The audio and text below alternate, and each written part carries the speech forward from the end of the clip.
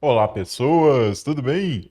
Aqui é Gilson Lorente, fotógrafo, falando diretamente das terras frias de Presidente Prudente, interior de São Paulo. Esse é mais um episódio para o canal de fotografia e eu queria falar com vocês sobre uma experiência fotográfica que é o Shokonsai, que acontece aqui na região de Presidente Prudente, e já tocar no assunto de o que leva um fotógrafo profissional a abandonar a carreira. A gente volta daqui a pouco, depois da vinheta.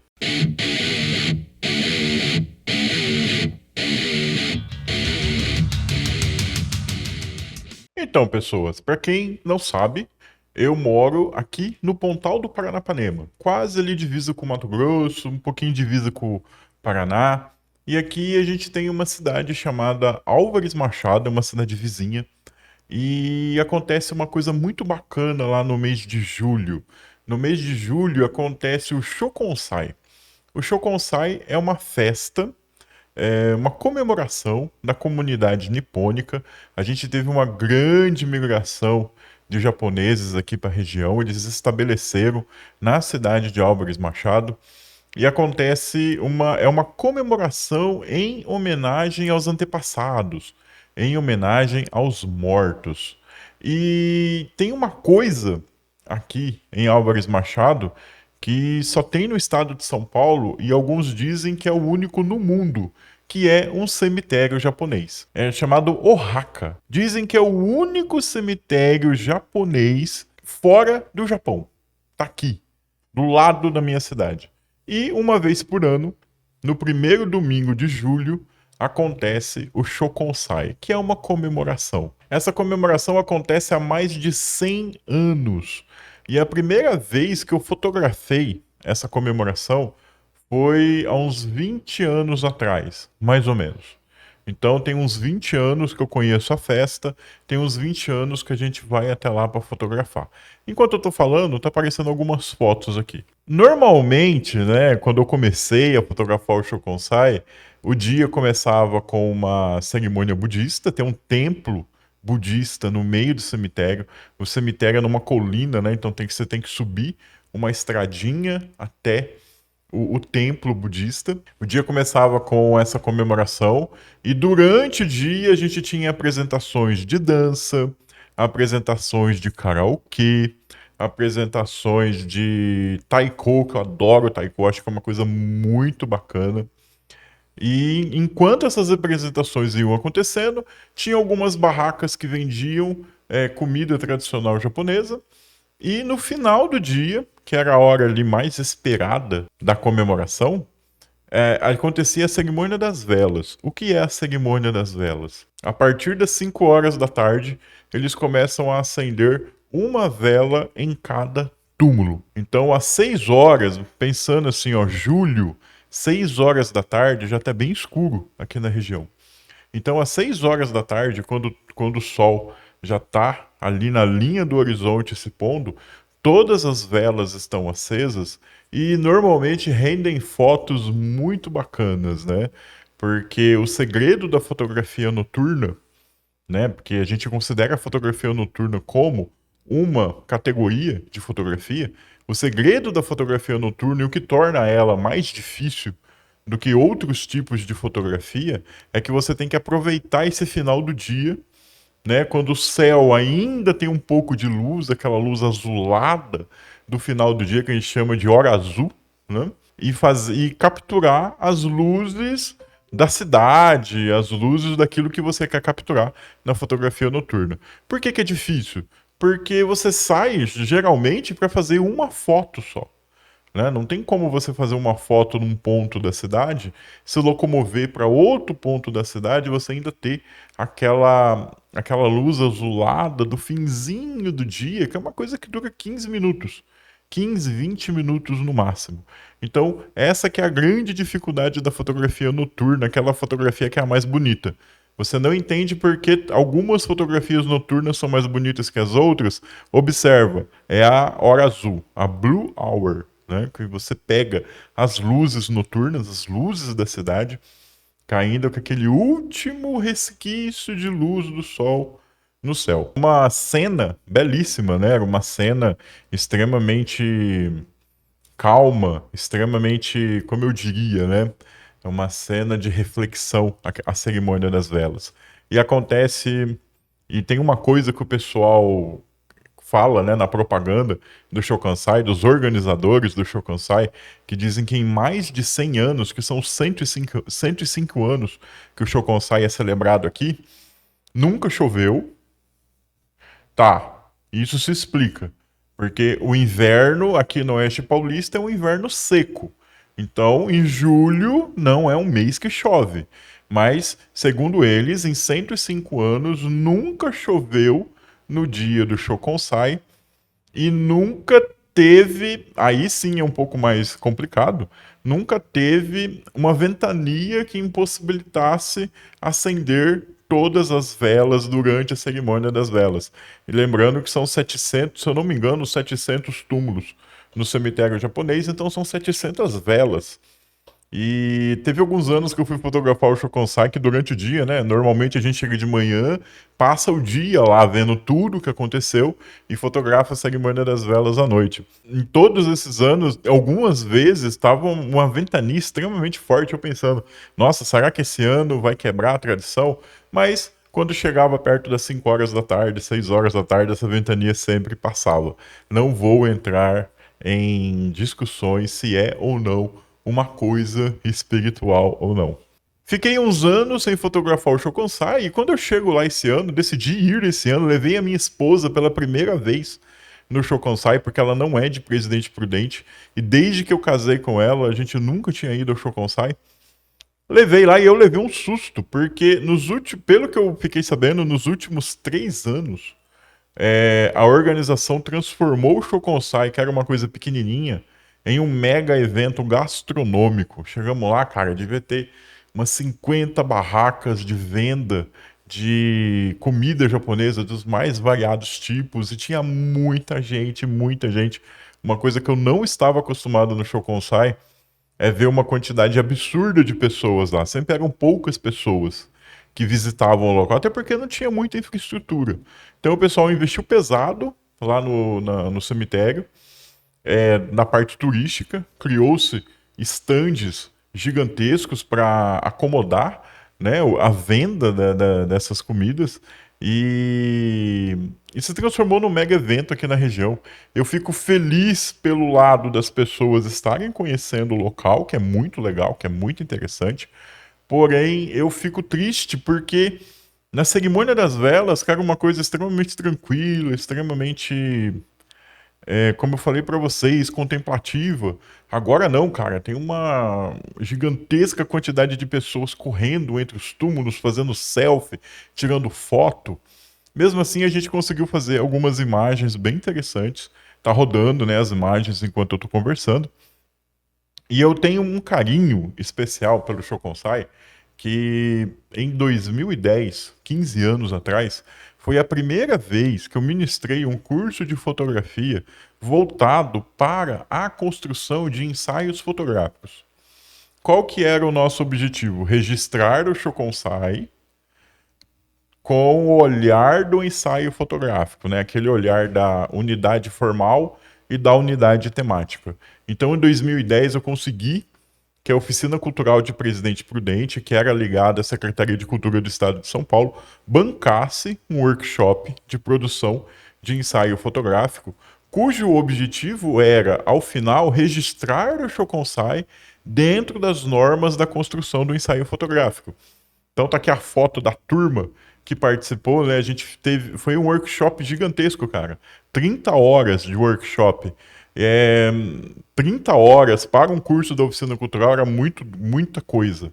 Então a gente teve chance de produzir mini ensaios em outros locais, a gente teve chance de fazer muita aula prática antes do Chokonsai.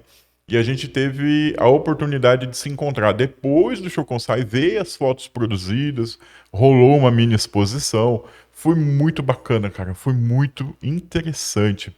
E eu tenho muito carinho pelo Chokonsai e pela oportunidade de ter ajudado outras pessoas a construir ensaios fotográficos.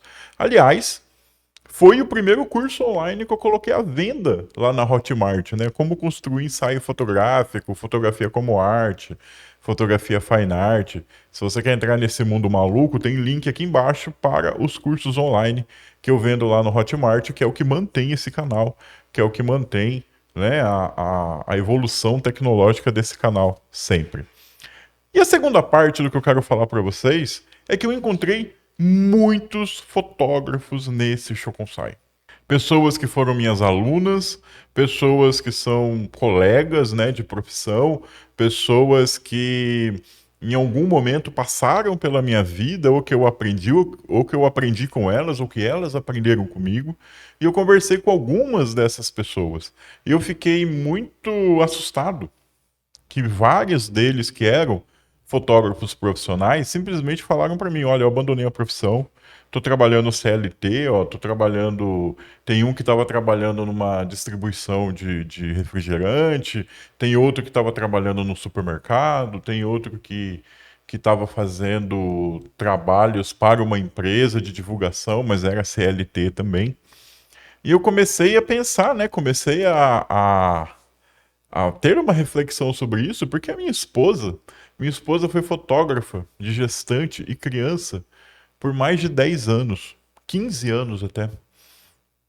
E ela também desistiu da profissão, ela largou tudo. No caso dela foi traumático, porque ela teve um episódio de depressão. Hoje, só olhar uma câmera fotográfica, ela já passa mal, ela não quer mais saber de nada disso.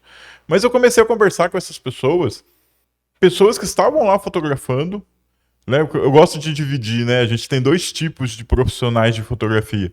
A gente tem aquele profissional que está nessa apenas pelo dinheiro. Então o cara não olha para uma câmera fotográfica se não tiver envolvido um pagamento. Não tem nada de errado nisso. E a gente tem um pessoal que ama fotografia, que aliás era o caminho normal naquela época que a gente tinha os cursos da oficina cultural aqui na cidade. Porque a pessoa vinha fazer um curso de fotografia porque gostava de fotografia, e com o tempo, por conta dos investimentos, por conta de achar que é uma vida bacana, acabava entrando na vida profissional. Então você tem a pessoa que é fotógrafa porque gosta, porque a fotografia tá lá, né, com ela. Então essas pessoas largaram a fotografia profissional, mas ainda tem o equipamento, ainda vão fotografar um evento desse, que é muito bonito, que é muito bacana. Eu gosto de dizer o seguinte, sabe aquela frase?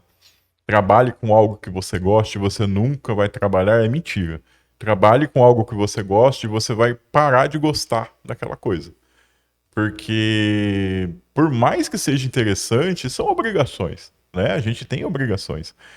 E a gente começar no mundo da fotografia, olha, fotografia dá dinheiro? Dá dinheiro. Fotografia tem espaço para você começar no mercado fotográfico? Sempre tem. Porque você está entrando e tem três saindo. Mas é como qualquer tipo de prestação de serviço. Tem gente que vai dar certo e tem gente que não vai dar certo. Tem gente que não vai conseguir. Tem gente que não sabe vender, né? Você ser empreendedor, ser prestador de serviço é vender. Quando você vai vender a fotografia para alguém, mais importante do que o jeito que você fotografa é a maneira que você se relaciona com a pessoa que está comprando. Aluno meu vive falando isso pra mim. Ó, o fulano, eu fotografo melhor que ele, só que ele vende muito mais do que eu. E não é só questão de preço. É questão de que a pessoa sabe se impor. A pessoa sabe negociar. A pessoa sabe conversar. A pessoa é cativante. Então, é muito mais fácil vender quando você é cativante do que quando você não é, mesmo você tendo um bom trabalho, né? Então vender é importante. Hoje a gente vive no mundo das redes sociais. Eu conheço muita gente aí que tem um bom fluxo de trabalho, porque sabe trabalhar as redes sociais. Nem todo mundo sabe trabalhar as redes sociais. Você fica meio, né, meio escravo, né, da rede social. Você tem que estar sempre lá. Você tem que postar reel, tem que postar story, tem que fazer postagem. Se você não quer pagar para aparecer, você meio que se torna um escravo na sua rede social, e você tem que prospectar cliente, você tem que ligar para as pessoas, oferecer seu serviço, né? Não é igual aquele filme Campo dos Sonhos do Kevin Costner, né, que tem aquela frase que é muito famosa: se você construir, ele virá. Não adianta nada você abrir o seu escritório, o seu estúdio, ficar sentado e esperar as pessoas aparecerem. Não. Você tem que ir atrás das pessoas. E isso é estressante. Tem muito fotógrafo aqui na região, bons fotógrafos, que trabalham, que tem sempre trabalho, que se deram bem na fotografia. Você encontra o cara em dezembro, ele tá parecendo um zumbi de Walking Dead. Fala, cara, tudo bem com você? Tudo. Tá trabalhando? Tô, cara. Ah, que você trabalhou? Ah, esse ano eu fiz 52 casamentos e 75 aniversário infantil. Eu falei, rapaz, isso é muita coisa. Mercado tem, mas é um mercado estafante. Porque fora os eventos que ele fez, ele tem que ter reunião de venda, ele tem que editar foto, ele tem que entregar foto, ele tem que cuidar do negócio dele, porque tem todas as obrigações legais do negócio. É para uma pessoa que está nesse nível de trabalho. Ela tem uma empresa aberta, ela paga imposto, ela tem contador, tem que alimentar site, tem que alimentar Instagram, tem que alimentar Facebook. É uma vida estressante. E você pensa, o cara é empreendedor, ele faz o próprio horário dele. Mentira, mano. A gente trabalha de segunda a segunda. A minha esposa tinha um estúdio fotográfico muito requisitado em acompanhamento de crianças e fotografia de gestante. Em 10 anos que a gente tava junto, ela nunca tirou férias. Então, cara, entrar no mundo da fotografia profissional é caro, porque equipamentos são caros, é estafante, porque tu vai trabalhar igual um condenado, e é uma loucura, né? E às vezes não vai ter o retorno que você quer. Aí você olha para mim e fala: você passou por tudo isso? Passei. Você trabalha muito? Sim.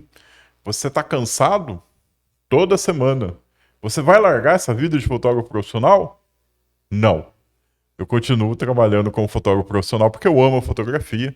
É uma coisa que eu sei fazer, é uma coisa que eu tenho 30 anos de experiência e é uma coisa que eu sei ensinar isso, porque eu sou professor de fotografia, então eu adoro. Cara, a fotografia está em todo o âmbito da minha vida. Então, se você está começando na fotografia profissional, aqui vai um conselho de um cara que está nessa há 30 anos. É legal, vale a pena. Vai ser cansativo, vai ser difícil. Você vai ter que se transformar em um vendedor. Né, pessoal? Eu odeio vendas, vou ser fotógrafo. Tá lascado. Porque fotografia é ser vendedor. E você precisa saber fotografar, mas acima de saber fotografar, você tem que saber cativar o seu cliente. É isso que vai garantir o seu sucesso na fotografia e também para qualquer tipo de prestação de serviço. Cara, isso foi só uma reflexão essa semana. Vocês estão vendo aqui, tá meio diferente a imagem hoje. Eu acho que vocês percebem, quem acompanha o canal percebeu que tá meio diferente, porque hoje eu estou gravando com uma webcam. Estou gravando com uma M600, que é uma webcam muito indicada pelo pessoal aí da internet. Muito youtuber usa essa câmera para filmar. Vocês vão ver críticas positivas e vocês vão ver críticas negativas em relação a essa webcam. Eu tô gravando com ela direto aqui no computador, tá ligado aqui no OBS, eu tô olhando a minha cara.